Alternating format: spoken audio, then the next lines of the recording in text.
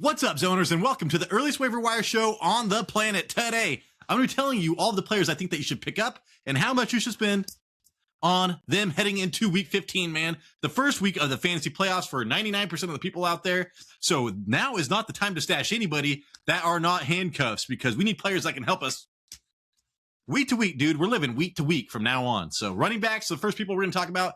Terrible news for Devon Achane. I do not know how serious it is quite yet, but just reading the comments on Reddit, and I did not see the injury myself, it sounded bad, dude. So we're going to be talking about Jalen Wright as if he's going to be the starter next week.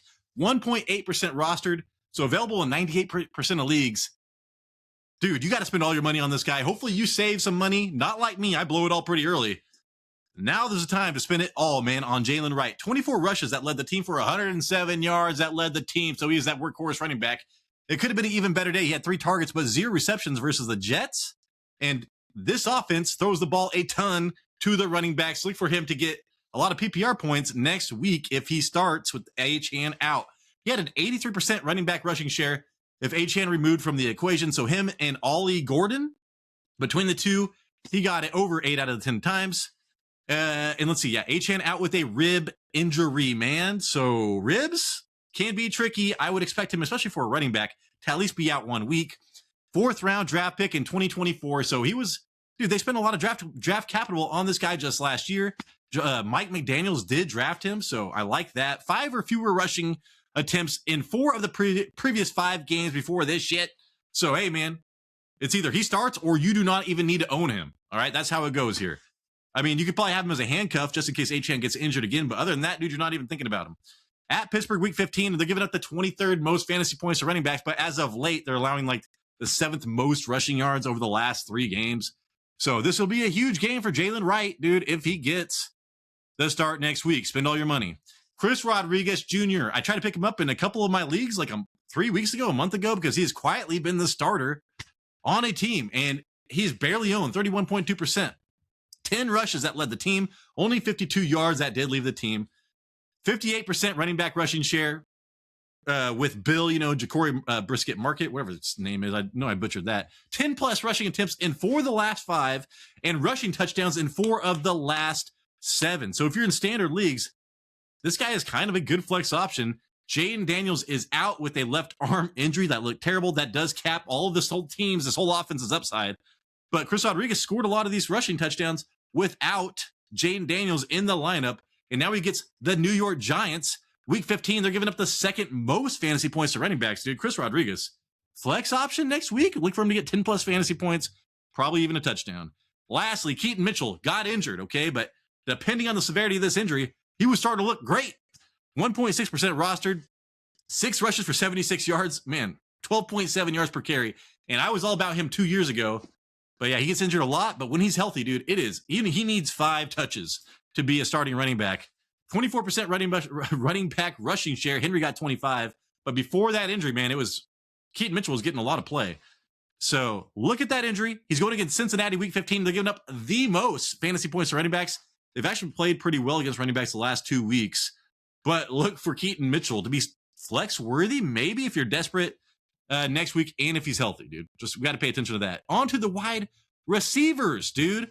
This guy right here is a must start if CeeDee Lamb does not play next week. And that was a huge, I know it's a long week. They played on a Thursday. And I don't know if they play next Monday or what. I think it's just Sunday. But that fencing, it looked bad, man. The optics are bad for the NFL. I would be very surprised if CeeDee Lamb came back next week. But they do need to win, man, to make the playoffs. So maybe he'll make the push. If he does not, though, Ryan Flournoy, only 0.3% rostered. And he's literally a wide receiver 2 on your team, like a low end, like a high end flex wide receiver 2, maybe if CeeDee Lamb does not play. He had a 28% target share, dude. And that's with CeeDee Lamb getting all those targets in the beginning. He was concussed. I think it was in the 3rd quarter, if I remember correctly. Maybe it was at the end of the first half, but pretty early in the game. Pickens did not want to be even playing that day. Otherwise, he would have had a lot more targets. Dude, Ryan Flournoy, though, 13 targets that day. Yeah, he did have a 100-yard receiving game in CeeDee's absence earlier this year. So that is his upside. Even with George Pickens, he can have a 100-yard receiving game.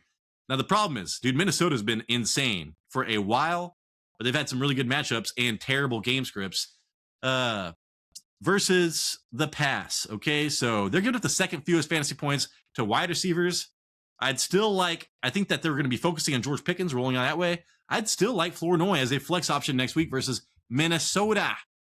All right, man, this guy right here, Tim Patrick. I never thought I'd be talking about this guy again.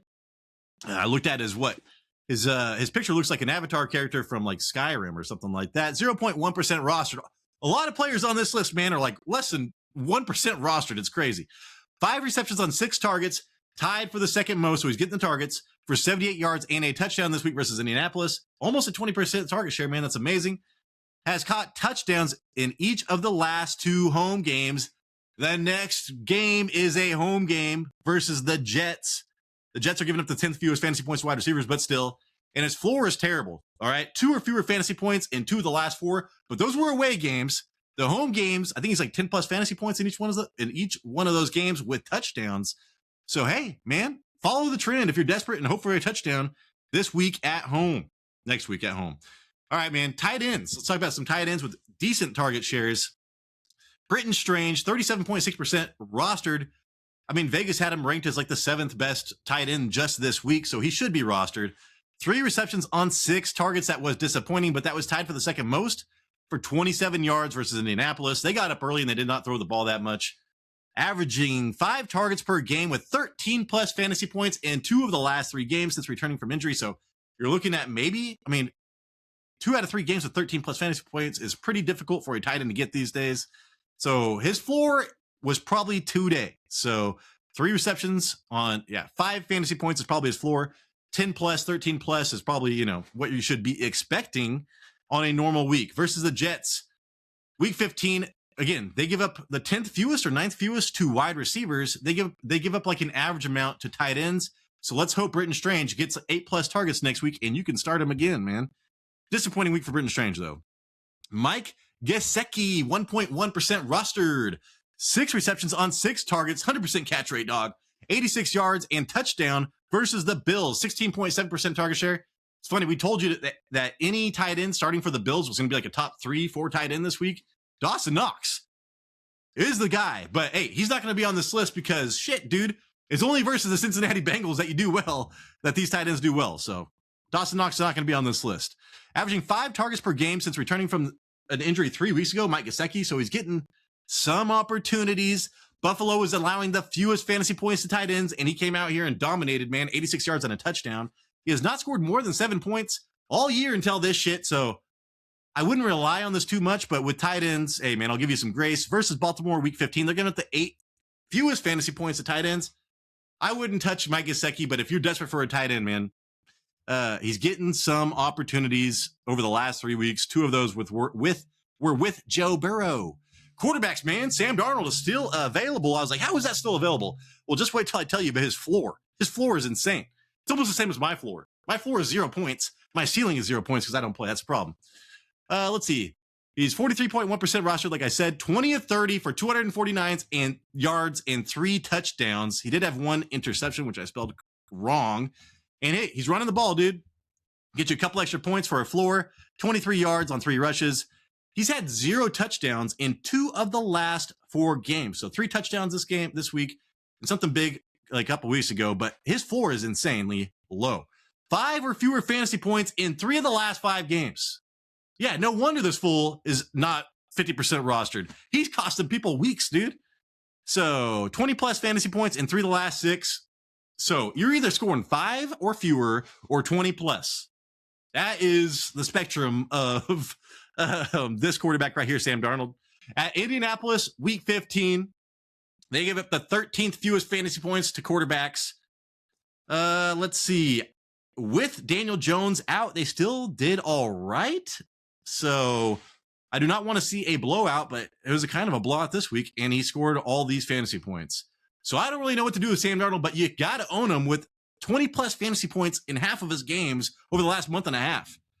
But you just have to pick the right week. Versus Indianapolis, I think I would start him. And he's at home. All right, next up, Shedeur Sanders. All right, got to talk about him. 7.2% rostered. Threw the ball 42 times. Only 23 completions, but threw the ball 42 times. I love that for opportunity. 364 yards. That's like Jameis Winston type numbers, man. 3 touchdowns, 1 interception. This fool ran the ball 3 times for 29 yards and a touchdown as well. So 4 total touchdowns. Oh, my God. versus Tennessee. 25 or fewer pass attempts in each of the previous 3 weeks before this shit.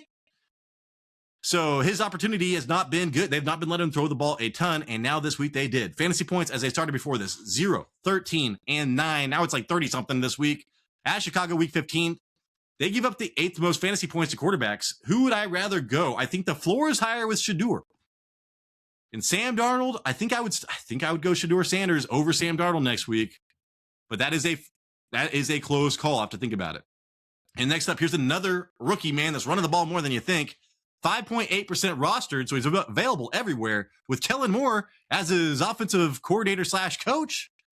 Tyler Shue only threw the ball 20 times. I hate that, right? Terrible, terrible, terrible. Only 13 completions on the day. What are we doing here? 144 yards and an interception. Like, why would I tell you to do this? Dude, this guy had 7 rushing attempts for 55 yards and 2 touchdowns versus Tampa Bay.